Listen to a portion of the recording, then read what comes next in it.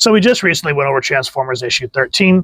I wanted to do 13 and 14 back to back, but unfortunately the place that I ordered them from, they sent me 13, but they forgot to send me this. So I had to go raise a stink and then had to wait about another week for this one to come in. So finally, we are going over this book. The print date on it was March 1986. And this book, the premise is kind of funny. A lot of action, but it was kind of silly in terms of avoiding copyright. We'll get into that in a minute. But what's significant about this particular issue is when you open it up, we see Transformers rock and roll out. This is the first sentient appearance of Jetfire, because up till now, the last few issues, I believe he was just a machine that was made by the Decepticons to carry out battle things. So he was just a mechanical killing machine, essentially. But the Decepticons, the Autobots, get a hold of him and reactivate him. And it says here, it is a time-honored tradition, one step steeped in a profound symbolism that traces its roots back millions of years to the planet Cybertron. There, born in the fires of civil war and marked those whose nobility of purpose set them apart from a race of savage would-be tyrants. It is called the right of the Autobrand. Today on the planet Earth, it has lost none of its significance. So I love how they use just that little bit, not these giant-ass word balloons, just a couple of explaining what the Autobot brand means. Absolutely freaking-tastic. So right when you just open it, excellent read right off the bat. Now, before we go any further, I had to kind of take that in for a minute. Reading that felt good again. This is writer Bob Budiansky, inker is Al Gordon, colorist is Neil Yomtov, penciler was Don Perlin, letterer Janice Chiang, editor was Michael Carlin, and editor-in-chief was Jim Shooter. And I gotta say, I've read IDW Transformers, I've read other iterations of the Transformers, and they're cool, don't get me wrong. But I go back and I read these, and it's just like, damn. Think about it. From what I understand from the Toys Who Made Us, the two who were integral, you guys know what I'm trying to say, and creating the Transformers mythos for Hasbro when they were trying to figure out a way to promote the toy line. Remember, Marvel took it on, just like with G.I. Joe, to promote it through comic books. So that's where we got the 4-issue miniseries, but the book took off, and that's why we got more issues, thankfully. But there in the beginning, it was Bob Budiansky and Ed Shooter who were doing all the heavy lifting. Because even Bob said in the Toys Who Made Us that when he was doing the issue, I think it was with Blaster issues 18 and 19 or something like that, he said he was having a blast trying to create this character who was flawed, but had essentially kind of a heart of gold. But then Hasbro came and said, we need more characters, and we need you to introduce them in the comics. So he had to abandon that Blaster line, or kind of rush it through, because of Hasbro. So you got to think about all the stuff that he was pounding out. Same thing with Larry Hama and G.I. Joe, where they would kind of give him just a description of the character and just a rough concept design, and he had to create a good majority of the characters' stat cards. Same with Bob Budiansky. He had to come up with all the ideas that you would see on the back of the Transformer toy boxes. But this series, kind of getting off that antidote there, is what introduced you to Ratchet, to Prowl, to Jazz, to Jetfire, to Megatron, Shockwave, Soundwave, Starscream, Bumblebee, blah, blah, blah, blah, blah, going on and on and on and on and on. And why you can, again, that's why they did the comics before the cartoon, is they wanted to kind of get people interested in it and make them care about the toy lines. Because even Hasbro said when they did G.I. Joe, when they talked to Marvel, they said, well, who's the antagonist? And they said, we don't have any bad guys. We just thought that kids would just fight whoever was ever in their toy box. And they went, no. You got to have a reason for G.I. Joe to be. You have to create a force, and that's how Cobra was created. Same with the Autobots.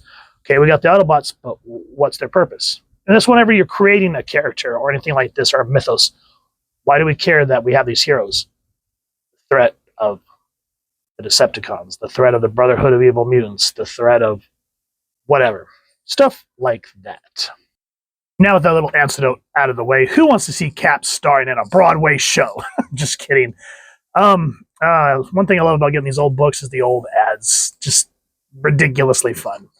Now this book is important from the fact that this is the first appearances of Grapple, Hoist, Smokescreen, Skids, and Tracks. And from what I understand is when they first left with the Ark, they took their personality matrices aboard the Ark, and now that they're down soldiers, they built bodies for them and kind of, in a sense, resurrected them the umpteen million years, right here, 4 million years ago, now that they're here in modern day Earth. It is Bumblebee's responsibility now to go out and train them in this new environment that they're in. Because, of course, at this point, all they know is the rules of Cybertron. Now, for the tension that is happening, the Decepticons have taken over an oil rig, and the U.S. Navy and RGGB, Mr. Blackrock, we're just going to say Mr. Blackrock for the sake of argument, is not sure what they can do. And Shockwave actually goes out of his way to grab, what do you call it? To grab energy for the Decepticons. And it's just, you can feel this full-on war beginning to happen, and they're not sure what to do with it. And Shockwave says, these cubes shall free us from the isolated posts, like this inquest for fuel. Any form of energy can be siphoned and used by us anytime, anywhere. We shall be able to roam the world as we please, to conquer it. And so the Navy tries to fight the Decepticons, but of course the Decepticons are too strong, too fast, and they're able to get out of the way. Now it's important because that happened. This sort of accumulates to what happens in the final act of this comic book.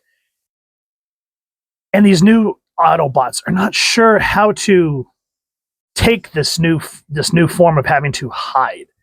He says, I feel ridiculous.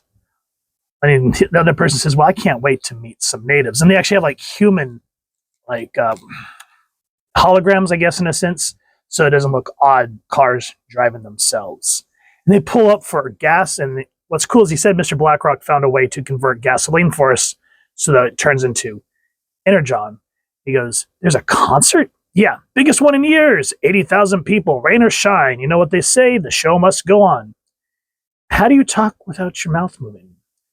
And what's funny is the guy's name is Brick Springhorn. So this is 1986, Bruce Springsteen's was the thing, and this was talking about making such a joke to having to bypass copyright laws. So we have Brick Springstern.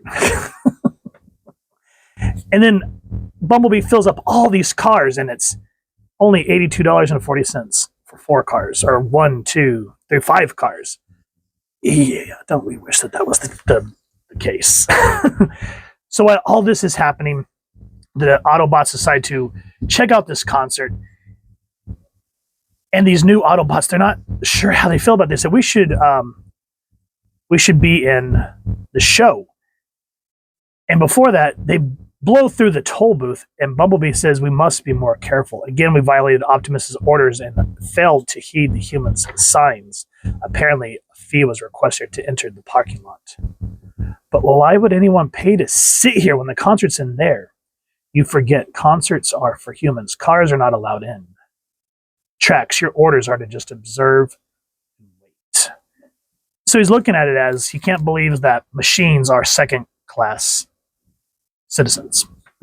So it's kind of an interesting little take that they don't get that here on our world. These machines are inanimate objects. So I just kind of seen as like a little nod to like AI for sure. Now again, having to get around copyright infringement, we have Brick Springhorn singing "Born in America" instead of USA. That just made me laugh. Now, the reason the concert and everything with the Decepticons is so important is we find out that Shockwave has put that energon siphon into the show. So the crowd can't hear the music anymore because Shockwave is siphoning it. And as we come to the end, we get the badass battle with Skywarp, Thundercracker, and what's his name? Asshole. Starscream. That dude. And so even though Optimus told these new Autobots, do not engage the enemy, you guys need to learn about this new world, there's nothing that they can really do. So Bumblebee says, Autobots transform and prepare for battle.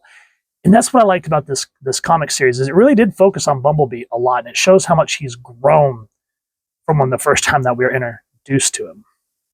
And so Big O explosion, and Bruce Springhorn is like, "What are you? I'm Hoist. Don't worry. I'm quite adept at repairs. I'll take care of this for you, and you take care of your audience. Continue playing? Now? Your audience might become concerned otherwise." He's got a point, big man. We've got a potential panic situation here. And so Bruce, or Brick Springhorn, becomes the hero and continues playing for the crowd, saying that this was all part of the show. So it's just a fun little read, and in a sense, kind of self-contained, while also acknowledging the over arc that Budiansky here is trying to compare. And I love how Optimus even gives props to Bumblebee.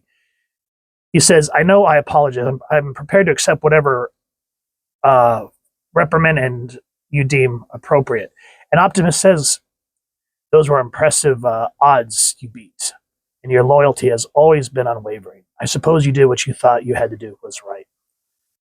"I did, Commander. There was no other choice." "Oh, and why is that?"